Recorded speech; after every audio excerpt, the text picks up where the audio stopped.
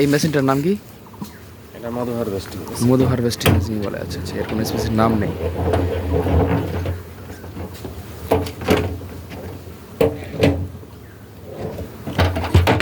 এই সুবহানাল্লাহ, মধু পড়ে গেল অনেকটা। পড়েই গেছে, হ্যাঁ। আল্লাহ বারিক। পড়েই গেল অনেকটা। এটাতে আছে মধু, হ্যাঁ।